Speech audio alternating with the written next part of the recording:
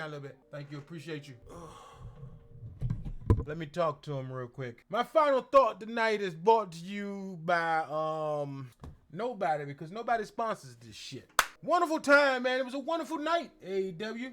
I knew it was gonna be what it was because they in Canada. If you don't know, now you know that Canadians, they go hard for their wrestling. Hockey and wrestling. Just ask Bret Hart. Ask Wayne Gretzky. You know, it's what they do, man. It's what they do. It's beautiful, man. Came on, they started with the international championship now. Orange Cassidy carrying it in his book bag, coming downstairs and all that good stuff down the stage. You know what I'm saying? Switched out the belt and put it back in the book bag. Got in the ring. Took it back out the book bag. That's how you get the crowd to into your surroundings, your match, all that kind of crazy stuff. I get it though. It was hilarious. Surprisingly, man, Orange Cassidy and Jeff Jarrett was a good fucking match. It was a good match, by the way. Jeff Jarrett is 55 years old and still doing his thing in the ring. I don't mean like Hulk Hogan versus The Rock thing where, you know, The Rock had to work at Hulk Hogan pace, but they still told the story type shit. You know, I don't want to take nothing away from that because that was still an okay match between them two. But I mean, this was good. Jeff Jarrett has been in phenomenal shape for years, man. But I like what was going on, man. You know, all the interferences and all that good stuff didn't happen, man. You know what I'm saying?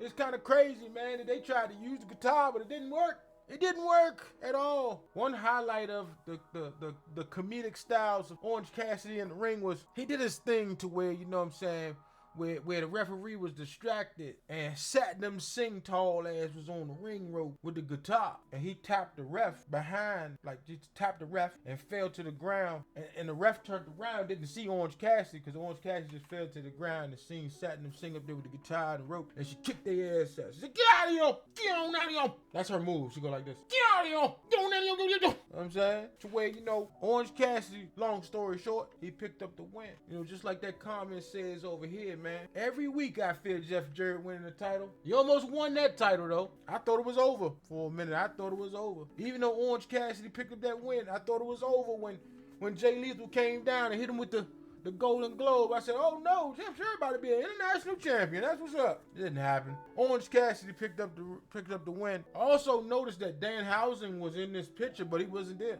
After that, I mean, hey, look, so we started out the show, though, with MJF doing this bar mitzvah thing. Did his thing, man, hey, that match messed him up because his eyes was still black, everything. The man was messed up out there in that ring, talking about a bar mitzvah.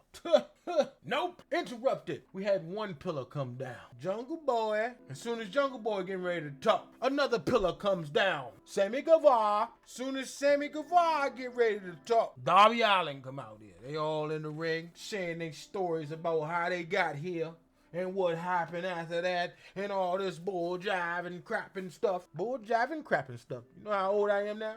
When I say that, bull jive and crap and stuff ruins MJF's bar mitzvah by getting into one big brawl and hitting him off the ropes, and he landed into his cake and he was embarrassed. That's right, embarrassed. Crazy out here, man. Crazy. Then you had the Blackpool Combat Club face members of Dark Order's friends, Stu Grayson, Uwe Uno, Evil Uno.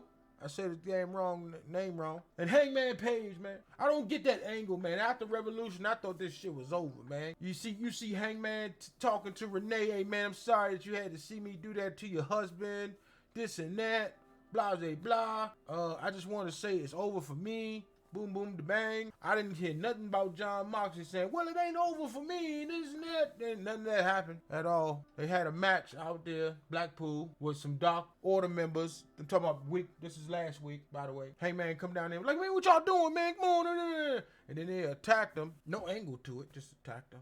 And then we get this match here. It's a big old brawl, man. Big old brawl in the ring. Blackpool picked up the win, but, I mean, that brawl lasted all the way to the show, man. We just found out off the air just now. I'll tell you how that ended in a minute, you know what I'm saying? Sorry for dropping down these gems and stuff like that, so that way, you know, spoiler alert, clean your ears.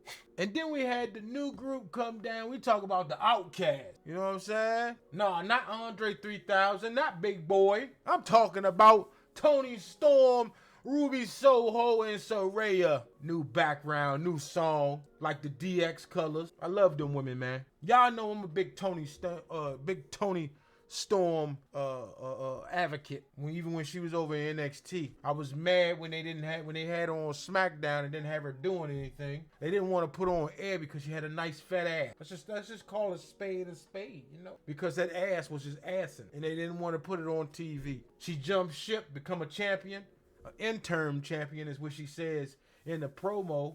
You know what I'm saying? They don't even make me a real champion. They want to make me interim. You know what I'm saying? Ruby talks her stuff. Saray talks hers. Soon as Jamie Hayter's name was mentioned, here they come down to the ring dressed like Jay Leno in straight denim outfits. Denim out. DMD takes off her belt that was spray painted. I thought she was going to swing the belt. Nah. Saray caught the belt, choked out. What you doing? What you think you're doing with this belt? You ain't doing nothing. Nothing. Ain't nothing going on. Ain't nothing going on with the money and power.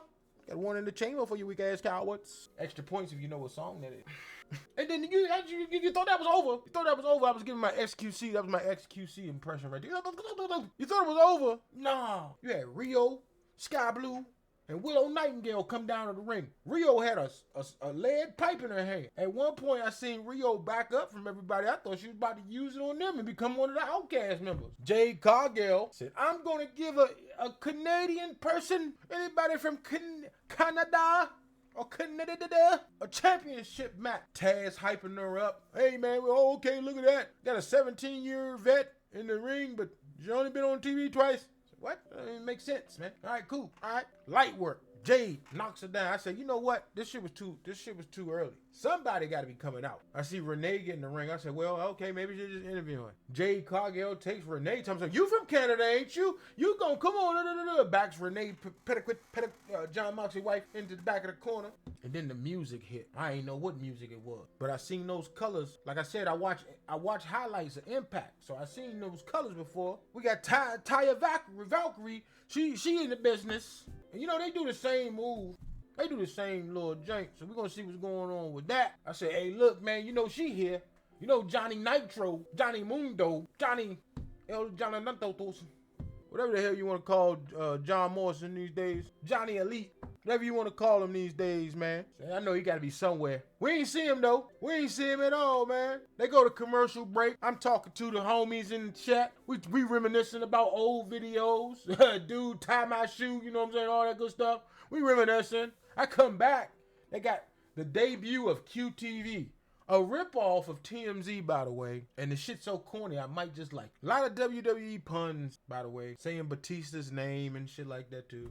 I don't know where that's going. It's weird to see Hobbs in the middle of that. After you do a promo about the mean streets where you come from, now you hanging with these bums. Crazy, man. And then we get our last match of the night. Boy, them boys put on a show, man. For the trios titles, we had the House of Black come out first. They got a new Titantron thing going on. Same song, new Titantron. I like it. Had the embers of flames and stuff coming out of nowhere. Just the embers flying across it. I was like, I don't know what was going on. Oh. Then we had Carry On Our Way. You know that? You know what I'm talking about? The Elite come out, do their thing. Canada going wild. Wild. Winnipeg. Kenny Omega, Winnipeggers. You know you from Winnipeg. Can you peg us, Winnipeggers? They had the time of their life out there when Kenny Omega go around slapping hands. Slap hands. Like, come on, everybody. Let's slap hands. They slap hands with everybody. They slapping hands. Nick and Mac Jackson just standing in the ring like, hey, man, you know, we from California. We didn't know. And then, you know what I'm saying, the other Winnipeggian comes out with his crew, the Jericho Appreciation Society. They singing the song. You know what it is. They show his dad and his mom out there in the ring. His dad singing a song, loving it. Boy, they put on a show, man. They put on a show. We thought we was going to see Kenny versus, what the hell is his nigga name again? Kenny versus Jericho.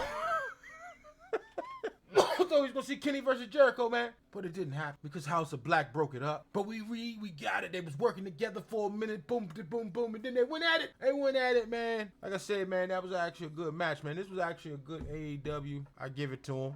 You know what I'm saying? If they didn't even have to have much storyline with this. This was actually a good show. And I think it was mostly good because of the crowd, man. Whenever they do Canada shows in wrestling, it's just, they paid their money to see this. This is what they paid their money to see. I can't deal with people that just want to sit down and just, oh, look at that. They did that match right there. Oh, that's a flip? That's crazy. Fuck you, man. You supposed to be out your seat. Holy shit.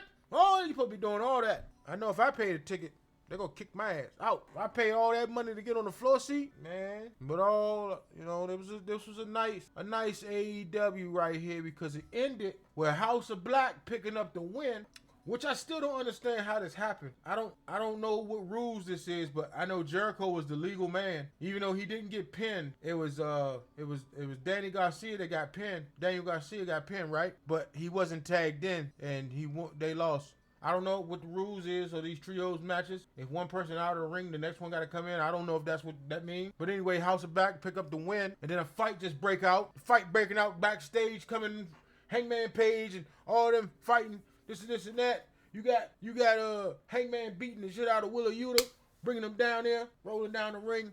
All that good stuff. They get in the ring. Willa Yuta rolls out the ring. Everybody's out the ring now. Hangman Page gets in the ring as he's chasing Willa Yuta. But he turned around and you got John Moxley and you got Claudio on the ring apron. They get in the ring. Hangman ready. Come on, you want to jump me? Let's go. The Elite get in the ring. The crowd erupts because you know what I'm saying? That's super elite. You got Hangman Page. You know what that is. You know what that is. That's Bullet Club all day. When they all in the ring like that, they backed up. They made it seem like Hangman ain't know what was going on behind them. So when he turned around slow, they cut the damn broadcast off. So Canada, if you talk to somebody from Canada that was there, make sure y'all leave a comment underneath this video when I post on YouTube, so that way I know what the hell happened, please. Thank you. I probably found a video on Twitter, but you know what I'm saying. But other than that, man, AEW has been great. And that has been my final thought.